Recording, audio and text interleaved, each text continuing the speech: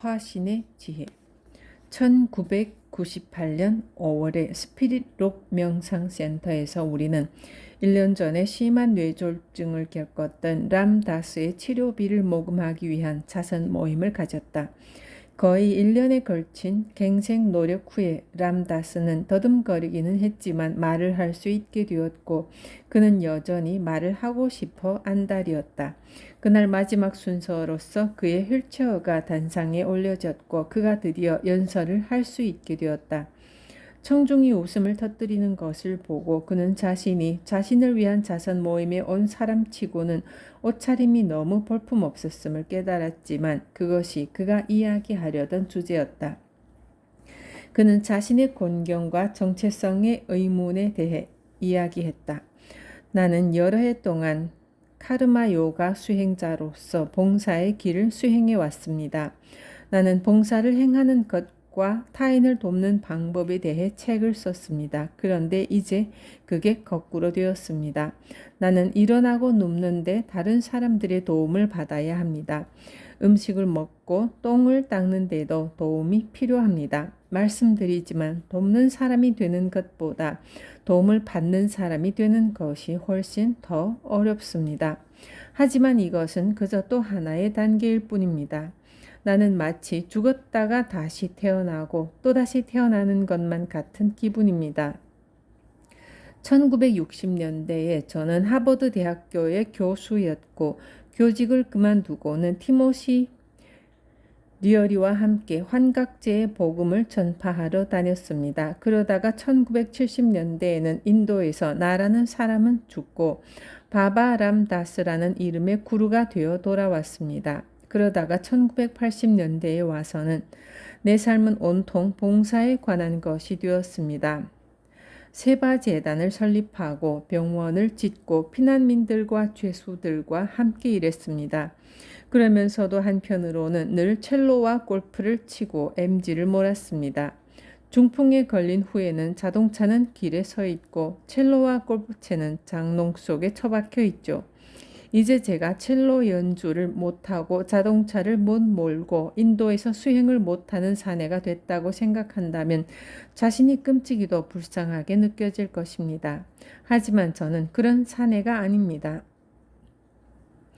중풍이 걸렸을 때 저는 다시 죽었습니다. 그리고 지금 저는 장애를 가진 몸 속에서 새로운 삶을 살고 있습니다. 이것이 제가 있는 곳입니다.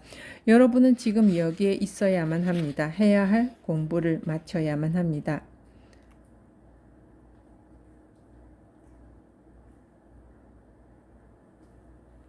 이것이 화신의 지혜이다.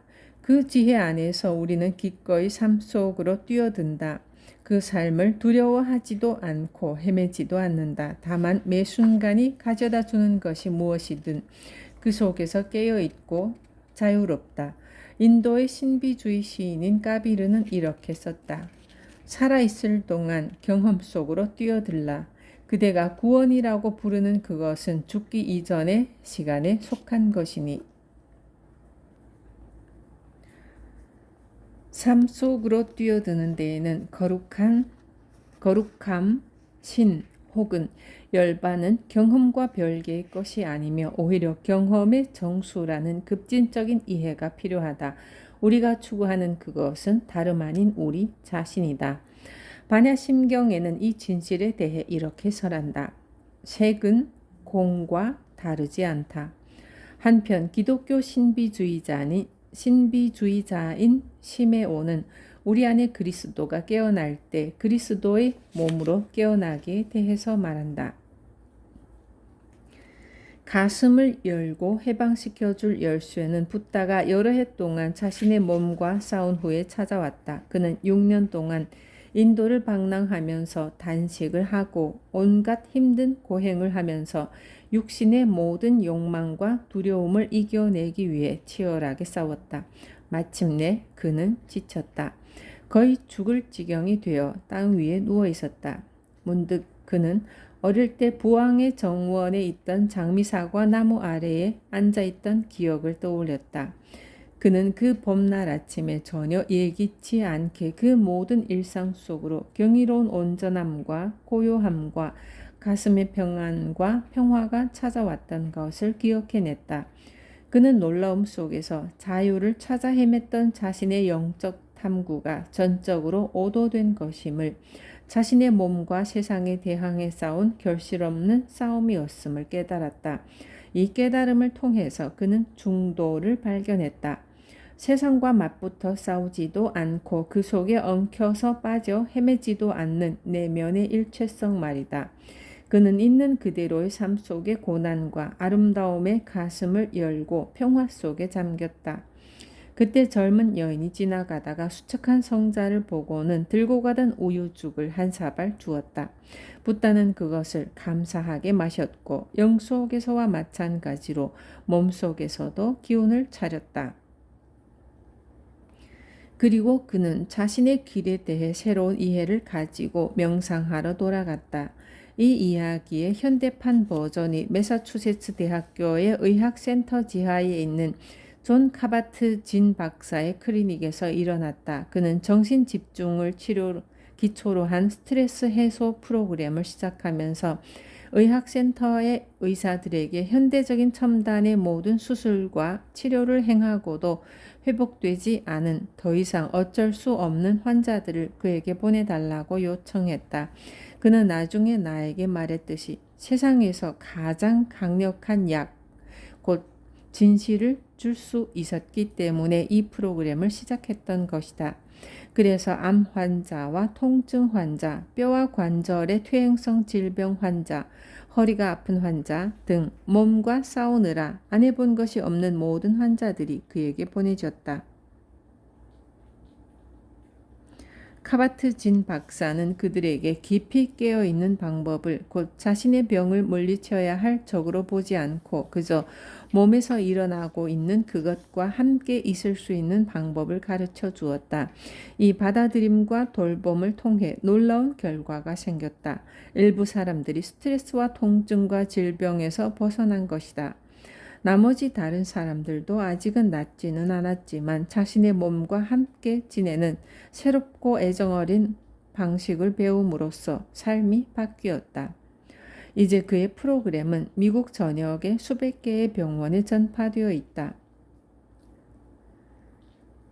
육화한 용기. 충만과 지혜와 자비라는 육화의 열매는 대가 없이 오지 않는다. 나의 스승 아잔차는 63살 때 뇌수종과 당뇨, 뇌졸중과 심한 질환 등의 복합 증상으로 입원했다. 그는 심한 통증 속에 9달 동안 입원해 있었으며 종종 말조차 하지 못했다. 다음 해에 퇴원했을 때는 몇 가지 기능이 회복되어서 제한적이기는 했지만 가르침을 재개할 수 있었다. 내가 방콕 근처에 있는 절에서 그를 배웠을 때 그는 그 시련 때문에 매우 노쇠해진 상태였다. 대화를 나누던 중에 나는 그가 옛날에 우리에게 종종 노쇠와 질병과 죽음은 불가피한 것임을 숙고하라고 훈계했던 것이 떠올랐다. 그것이 이제 그에게 얼마나 분명하게 일어나고 있는지를 분명히 깨달았다. 아잔차는 나를 뚫어져라 바라보면서 말했다. 그것을 가볍게 생각하지 말게. 영적인 헌신이 삶의 희비에 대한 면역을 가져다 주지는 않는다. 영적 스승조차도 우리와 똑같이 노쇠와 병과 죽음을 맞는다. 헌신적인 수행이 우리에게 선사하는 것은 이 인간 세계와 자비와 깨어 있음을 일깨우는 도구, 곧 가슴이 그것을 모두 깨닫게 하는 방법이다.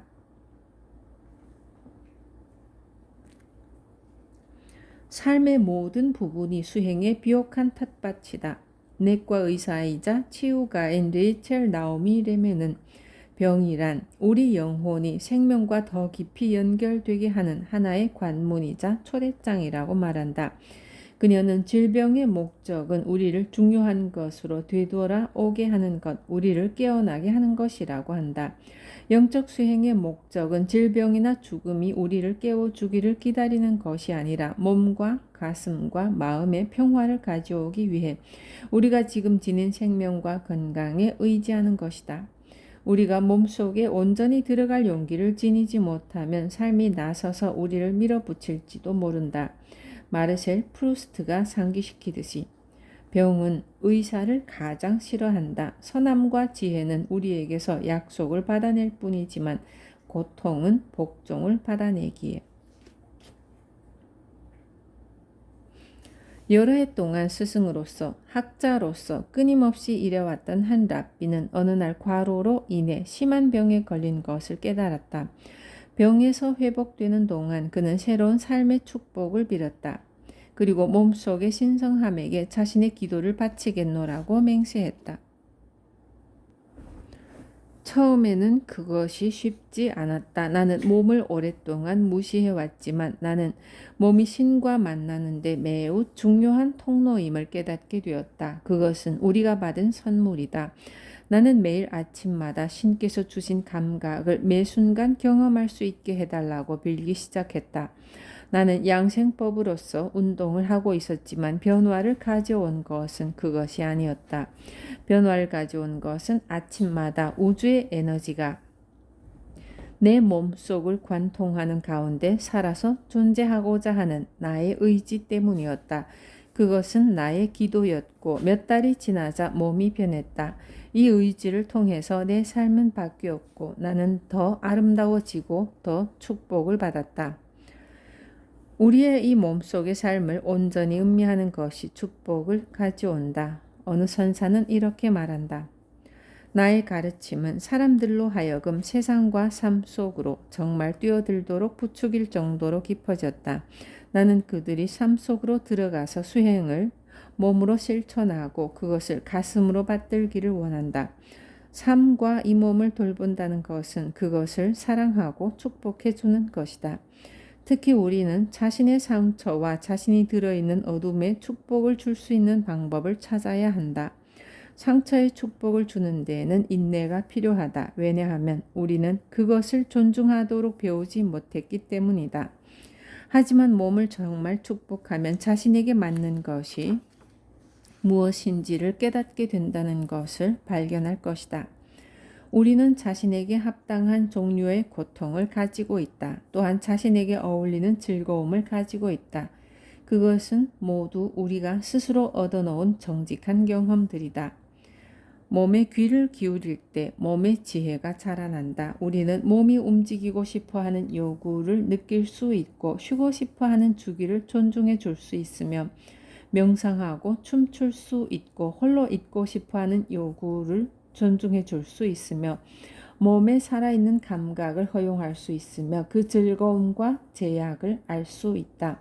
몸의 상실과 취약성을 두려워하기보다는 그것을 존중해 주라. 깨달음의 만다라가 몸을 배제하지 않고 포함시킬 때 우리의 타고난 성품은 꽃을 피울 수 있고 가슴은 자유를 누린다. 랍비 브라칠라브의 나흐마는 자신의 제자들에게 늘 이렇게 일렀다. 지옥에 가기 싫거든 일을 마치고 밤에 집으로 돌아오면 날마다 행주를 들고 춤을 춰라. 식구들이 잠을 깰까봐 걱정된다면 신발을 벗고 춰라. 육화한 용기는 병과 죽음의 망령이 찾아올 때까지 기다리려고 하지 않는다. 대신 이 육체적 존재 속으로 기꺼이 들어가자. 이 순간의 현실을 위해 그릇된 이상을 제물로 바치자.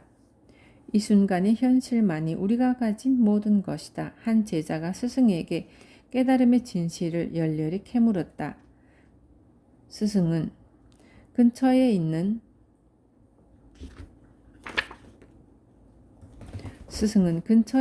두 대나무 숲을 가리키며 제자에게 물었다. 왼쪽에 있는 대나무를 보라. 얼마나 큰가. 오른쪽에 있는 대나무를 보라. 얼마나 작은가. 저것이 생긴 그대로의 성품이다. 이 말에 제자는 깨달음을 얻었다. 진실을 받아들이는 것이 깨우침의 문인 것이다. 지금 이 순간 무엇이 우리의 본성인가? 우리 또한 그것을 받아들일 수 있는가? 몸으로 살기와 빨래하기. 선사 하쿠이는 깨달음에 대해 이렇게 읊었다. 얼음이 원래는 물이듯이 만물은 원래 붓다이다. 물속에서 목마르다고 우는 자처럼 곁에 있는 것은 또 거들떠 보지도 않고 먼 곳을 찾아 헤매니 얼마나 슬픈 일인가. 지금 이 자리에 없는 것이 진실로 무엇이란 말인가? 열반이 바로 여기 눈앞에 있고 바로 이 자리가 순수한 연꽃의 나라이며 이 몸이 곧 붓다이다. 하쿠인에게는 몸속에서 깨어있는 것이 곧 열반의 문이었다. 존재의 신성함은 온 가슴의 주의를 기울여 순간 속으로 온전히 들어감에 있다.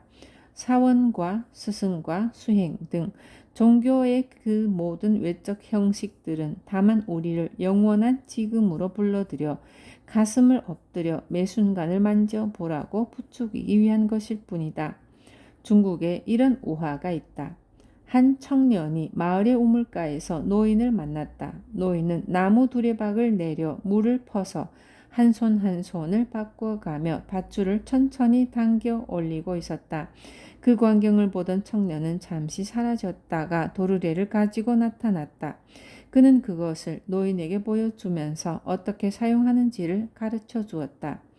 보세요. 이렇게 밧줄을 도르래에 감고 손잡이를 당기면 쉽게 물을 기를 수가 있어요. 노인은 그의 말에 이렇게 대꾸했다. 이런 도구를 사용하면 내 마음은 자신이 지혜롭다고 생각할 것이다. 마음에 꾀가 생기면 내가 하고 있는 일에 더 이상 가슴을 쏟을 수가 없게 될 것이고 팔목만이 그 일을 하고 있게 될 것이다. 내 온 몸과 가슴이 함께 일하지 않는다면 그 일에는 기쁨이 없을 것이니 내 일에 기쁨이 없다면 그 물맛은 어떠리라고 생각하느냐. 물론 물은 우리의 영혼을 비춰준다. 선가에서는 풀잎 위에 이슬방울에도 달과 하늘이 비친다고 말한다. 자잘한 일 하나하나와 매 순간들이 다 온 우주의 반영이며 온 우주에 이바지한다. 아이를 잠자리에 눕히는 일, 청구서를 지불하는 일, 고객의 말에 귀 기울이는 일, 주유소 직원에게 기름값을 내는 일, 편지를 쓰거나 메모를 하는 일, 사람을 만나서 함께 식사하는 일, 사업을 계획하는 일, 정원에 물을 주는 일, 이 모두가 깨어난 가슴을 몸으로 표현하는 일이다.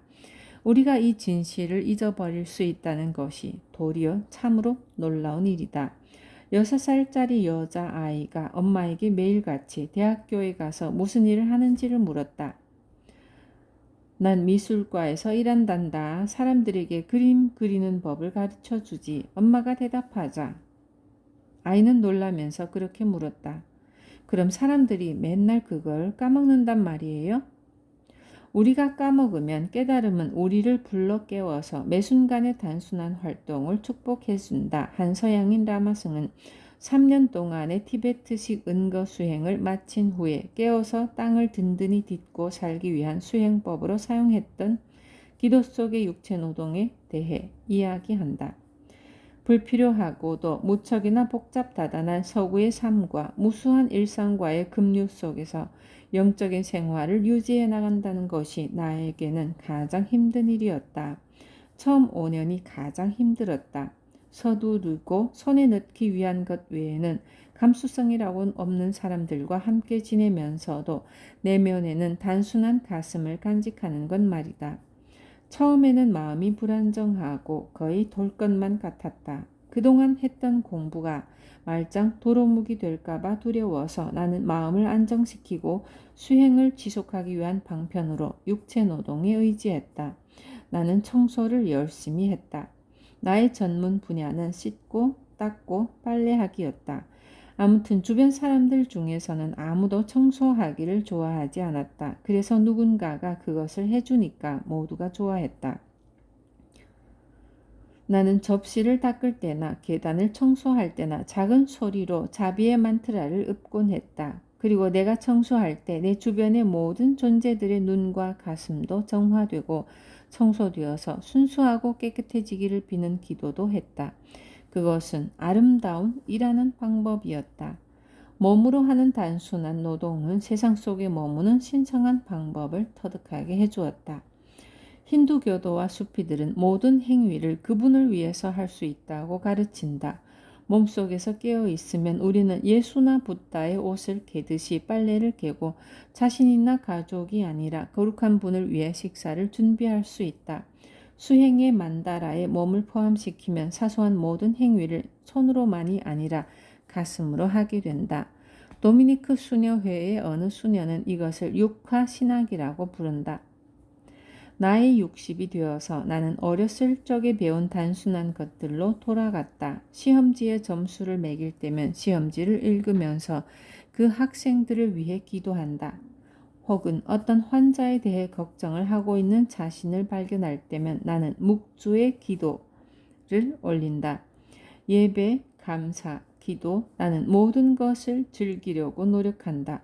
어려운 일조차도, 불의 앞에서 봉사할 때조차도 그것이 지금 주어진 것이니까, 그것이 진실이니까. 내 삶은 만물과 연결되었고 나는 매 순간 잘 살고 있다. 나는 내 에고가 한껏 자만에 부풀게 만드는 큰 일들은 믿지 않는다. 지금 여기가 아니면 우리는 삶을 놓친 것이다. 우리를 몸으로, 가슴으로, 이 순간으로 되돌려줄 단순한 방법들이 많이 있다. 문에 들어설 때마다 기도하기, 먹기 전에 묵상하기, 전화를 받기 전에 잠시 멈춰서 의식적으로 호흡하기, 심지어는 텔레비전을 보기 위한 기도나 시구도 만들 수 있다. 틱나카는 이렇게 말한다. 저녁 뉴스를 보면서 나는 그것이 나의 이야기임을 안다. 고요히 숨을 들이쉬면서 나는 우리 모두를 자비심으로 껴안는다. 호흡을 주시하면 만물이 몸속의 제자리로 돌아간다. 참선을 하는 제자가 스승에게 말했다. 이제 남은 공부는 약간의 자질구레한 것들입니다. 그러자 스승이 소리쳤다. 하지만 모두가 자질구레한 것들이야. 몸 안의 존재는 우리에게 모든 것과 차례로 함께 하라고 일러준다. 간디는 이것을 축복받은 일상이라고 부르고 매일의 일상의 반복을 날마다 뜨고 지는 해와 달, 별과 계절의 말없는 순환에다 비유했다. 참선은 이것을 오븐에다 빵을 굽는 것과 같다고 가르친다. 굽고 또 굽지만 빵은 저마다 맛이 다르다. 클로드 모네는 지베르니에서 35년을 살았다. 날마다 바뀌는 햇빛 아래서 몇 해 동안 똑같은 수련을 그리면서 오늘의 햇빛을 신선한 눈으로 새롭게 보는 태도, 그것이 초심자의 마음이다.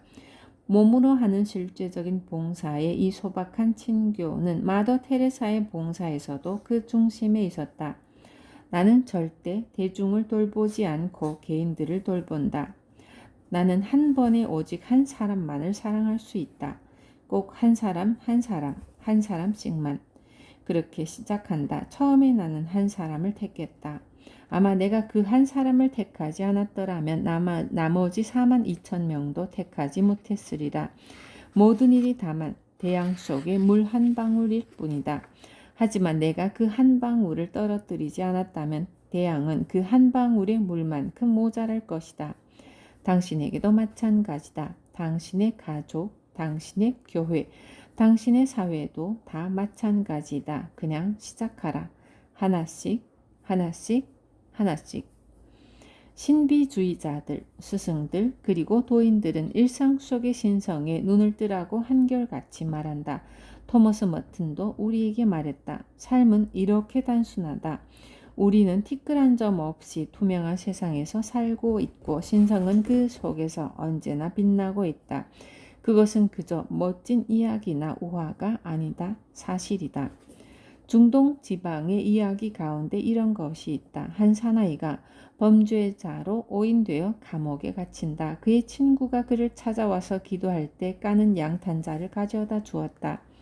감옥에 갇힌 사내는 화를 내며 감방으로 돌아갔다. 그가 기대했던 것은 쇠톱이나 칼이었는데 기껏 양탄자를 갖다 준 것이기 때문이다. 하지만 그는 이왕 생긴 것이니까 그것이라도 사용해 보자고 생각했다. 그래서 그는 깔개 위에 엎드리고 기도를 하기 시작했다. 그는 날마다 양탄자에 새겨진 문양을 보았다. 그는 거기서 흥미로운 문양을 발견했다. 그 문양은 자물쇠의 구조도였고 그것을 보고 마침내 그는 감옥 문을 열고 탈출할 수 있었다. 내면의 자유는 하늘을 쳐다보아서는 발견되지 않는다. 그것은 우리 발밑에 아로새겨져 있다. 13장 깨어난 감정과 일상 속의 완성. 비구들이여, 유쾌한 느낌과 중성의 느낌과 불쾌한 느낌을 구별해야 한다. 느낌 속에서 느낌에 집중하는 태도를 몸에 배게 해야 한다. 대념 적용. 스승님께서는 앉을 때는 그저 앉고 먹을 때는 그저 먹으라고 가르치십니다. 그렇다면 선사는 같은 식으로 화를 낼 수도 있습니까? 하고 제자가 물었다. 스즈키 선사가 대답했다. 그러니까 그저 천둥처럼 화내고 지나가고 나면 그로써 그만인 그런 것 말이니? 어허, 내가 그럴 수만 있다면. 스즈키 선사. 나는 보통은 굉장히 용감하단다. 헌데 오늘만은 웬일인지 머리가 좀 아파서 그런 것뿐이야. 트위들덤. 깨어남이 시작된 이후의 정서적 상태를 어떻게 이해해야 할 것인가? 어떤 전통에서는 깨달은 영혼은 결코 흔들리지 않는다고 말한다. 증일아함경에서 붓다는 이렇게 말한다. 단단한 바위가 바람에 흔들리지 않듯이 유쾌한 것도 불쾌한 것도 원하는 것도 원하지 않는 것도 감각의 인상이나 어떤 종류의 접촉도 진정한 깨달음을 얻은 자의 영혼을 흔들어 놓지 못한다. 나는 이것을 다양한 방식을 통해 배웠다. 한 번은 내가 명상 중에 울고 있을 때 방문 중이던 명상 지도자 디파만 바루아가 그런 울음은 요가를 수행하는 사람에게는 불필요한 것이라고 말했다. 명상 지도자는 울지 않아요. 그녀는 내게 말했다. 하지만 아잔차는 이와 정반대로 말했다. 눈물은 명상의 일부이다. 가슴 깊은 울음을 울어보지 않았다면 명상을 시작도 못한 것이다. 어떤 때 붓다는 비탄을 불필요한 집착이라고 비하하지만 또 불경에서는 붓다의 설법은 듣는 이의 가슴 속의 눈물과 부드러움을 일깨워내어 그들이 마음을 완전히 열고 경청하게 함으로써 가르침의 깊은 뜻을 이해할 수 있도록 슬픔을 불러일으킬 것이라고 말한다. 감정에 대해서는 전통에 따라 저마다 달리 본다. 어떤 전통에서는 탐욕과 증오와 착각과 두려움의 무의식적인 패턴이 완전히 사라져야만 한다고 말하고 다른 전통에서는 그것은 남아있지만 지혜와 자비의 경험으로 바뀐다고 말한다. 하지만 지혜로운 모든 전통은 영혼의 깊은 자유에 대한 가능성을 제시한다. 우리는 삶의 격정과 그 힘 속에서도 이 억누를 수 없는 영혼을 그 흔들리지 않는 사랑을 발견해내야만 한다. 부드러운 가슴. 몇 해 전에 나의 몇몇 친구들이 티베트 승려들로 이루어진 유명한 규토 탄트라 찬송 합창단을 초대해서 샌 퀸틴 감옥에서 공연을 하도록 주선했다. 샌 퀸틴 성가대도 거기에 화답하여 노래를 부를 예정이었지만 날짜가 다가올수록 주선자들은 두 그룹 간의 문화적 차이를 메워주어야 할 필요성을 점점 더 느끼기 시작했다. 샌 퀸틴 성가대의 대원들은 모두 미국 흑인들로서 대부분은 운동으로 몸을 가꾼 거구의 사내들이었다. 그들은 감옥에서 지내는 동안 예수의 정신에 감동을 받아 다시 태어났고 그들의 노래는 그들의 고난의 깊이와 그들을 일깨워준 복음의 빛에 대한 증언이었다. 주선자들은 새로 깨어난 기독교인들인 이들에게 티베트의 승려들이 외국에서 온 한갓 이교도들로 비칠까봐 걱정스러웠다. 이 이교도 승려들이 도착했을 때 그 격차감은 더욱 두드러져 보였다. 덩치 큰 미국 흑인들 틈에 낀 작은 차주색 승복의 동양 남자들은 마치 난쟁이 같아 보였다. 문제는 그 격차를 메울 방법이었다. 그런데 그 공연을 가장 적극적으로 후원했던 후원자가 영감에 찬 속의말로써 해결책을 내놓았다. 오늘 이 자리에 오신 대부분의 티베트 분들은 여러 해 동안 고된 감옥 생활을 했습니다.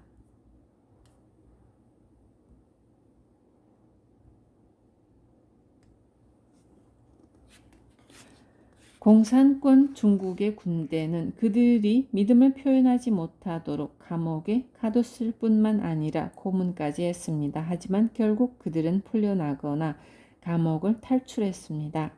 그 후 그들은 자유를 얻기 위해 지구에서 가장 높은 산맥인 히말라야를 넘어 걸어갔습니다. 어떤 이들은 신발이 없어서 누더기로 발을 감쌌지만 그들은 아직도 망명 생활을 하고 있습니다. 그들은 먼 타지에서 가족과 사회로부터 떨어져서 살아야만 하고 언제 돌아갈 수 있을지조차 모릅니다. 그들에게 이 모든 고난을 견뎌내도록 한 것은 그들의 찬송과 기도였습니다. 이것이 오늘 그들이 우리를 위해 불러줄 노래입니다. 이 말에 곧 성가대와 티벳 성녀들은 깊은 슬픔 앞에 힘없는 인간의 눈으로 서로를 바라보며 서로를 이해하게 되었다. 각 합창단은 가슴으로부터 우러나오는 노래를 서로에게 들려주었다. 공연이 끝나자 그들은 마치 오래 떨어져 살았던 형제들처럼 서로를 얼싸안았다. 이들이 부른 노래는 가슴속의 감정을 표현해냈다. 그들의 몸부림과 인내, 자유에 대한 열망과 구원과 희망이 그 목소리 속에 실려 있었다. 느낌은 우리를 삶과 이웃에게 연결시켜 준다. 느낄 수 있다는 것은 인간에게 주어진 비범한 선물이다. 느낌을 억누르지도 않고 거기에 사로잡히지도 않으며 그것을 이해하는 것, 그것이 예술이다. 감정을 다스리기. 붓다는 유쾌한 느낌, 중성의 느낌, 불쾌한 느낌 등 모든 범위의 느낌들을 하나하나 일어나는 그 자리에서 인식하고 받아들여야만 한다고 가르쳤다. 그는 모든 범위의 감정들을 인식하고 느낌 속의 느낌을 경험함으로써 우리는 그 한가운데서도 평화를 발견하고 자유로워질 수 있다고 했다. 하지만 이 과정은 깨달음의 경험 이후에도 끝나지 않았다. 한 불교 지도자는 어느 선사 밑에서 했던 공부를 회상한다. 나는 공안을 참고하고 있었다. 스승께 점검을 받으러 가서도 나의 공안에 대해서는 이야기할 틈도 없었던 때가 많았다. 나의 수련에서 중심을 차지했던 것은 나의 감정이어서 그것에 대해 이야기해야 했기 때문이다. 그 감정이란 때로는 기쁨이기도 했지만 그보다는 부모님이나 애인과의 관계에서 겪은 어려움과 힘든 느낌들이 더 많았다. 그는 내 말을 듣고 나와 함께 울어주었다. 그는 이렇게 말하곤 했다. 그래, 그게 얼마나 어려운 일인지 나도 안다. 나의 가족들도 때로는 그래. 나는 여태껏 그는 그런 말을 해서는 안 되는 것으로 생각했지만 그는 마음을 열고 나의 삶에 공감함으로써 나의 가슴을 열어주었다. 그는 너무나 인간적인 태도로 바로 그 자리에 기꺼이 함께 있어 주었다. 나는 1974년에 불교 지도자이자 정신과 의사인 로버트 홀을 처음으로 만났다. 프리츠 펄즈의 추종자들 중 한 사람이었던 그는 1960년대에 샌프란시스코에서 게슈탈트 연구소를 공동 창설했다. 그 후에 그는 몸과 감정에 대한 연구를 영적 연구와 결합시킨 최초의 학교들 중의 하나인 로미스쿨을 창설했다. 당시 새내기 심리학자였던 나는 그에게 이런 말을 했다. 나는 나를 찾아오는 환자들의 문제를 진단하고 그들의 병력을 파악하는 방법은 꽤나 잘 터득해 가고 있었지만 자신 없는 부부는 그들이 변화해 가도록 가장 잘 도울 수 있는 방법에 관한 것이라고 말했다. 그러자 로버트가 말했다. 난 그렇게 하지 않아요. 당신은 그러지 않는다고요? 나는 믿을 수가 없어서 반문했다. 안 그래요. 난 그들이 지금의 현실과 함께 있을 수 있도록 돕습니다. 거기서 치유가 일어나죠. 자신의 느낌과 함께 있을 수 있는 능력이 없으면 우리는 자신의 문제로 끊임없이 남을 탓하게 된다. 제임스 볼드윈은 이렇게 말한다. 나는 사람들이 증오심을 그토록 단단히 붙들고 놓지 않는 이유들 가운데 하나가 증오심이 없어지면 자신의 고통을 대면하지 않을 수가 없게 될 것임을 예감하기 때문이라고 생각한다. 자신의 진실과 함께 머물 수 있을 때만 우리의 수행은 진보를 보일 것이다. 강화 수련을 할 때 내면의 온갖 감정에 대한 깨어있는 인식을 부추기기 위해서 나는 때로 500가지 느낌들의 목록을 읊는다. 거기에는 이런 것들이 있다. 감사와 겁먹음, 겸손함, 고매함, 공감, 근엄함, 기쁨, 낙심, 냉담함, 냉철함, 따지기, 동정, 두려움, 명랑, 명예로움, 밀실, 공포증, 반가움, 반목, 상심, 수줍음, 슬픔, 시기, 신경질, 애정, 야망, 양면성, 어리석음, 염려, 욕심, 우울, 원기충천, 음미, 짜증, 졸림, 즐거움, 증오, 지복, 진퇴양난, 집중, 초조, 쾌활, 탐닉, 평온, 호기심, 흡족함 등등을 들 수 있다.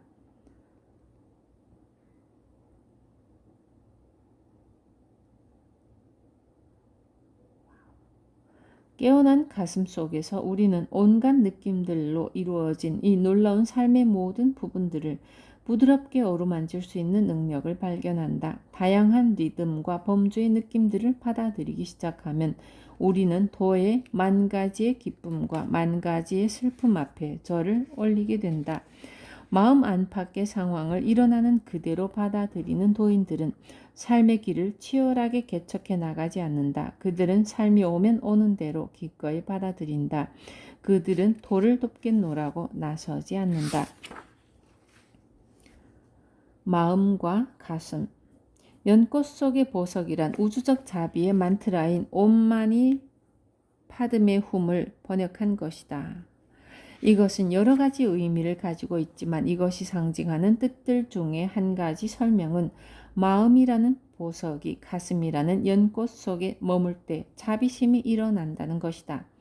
깨어난 마음은 다이아몬드와 같은 투명함을 지닌다. 이 투명한 통찰이 가슴의 부드러운 자비 속에 머물면 양쪽 차원 모두에서 해방이 성취된다.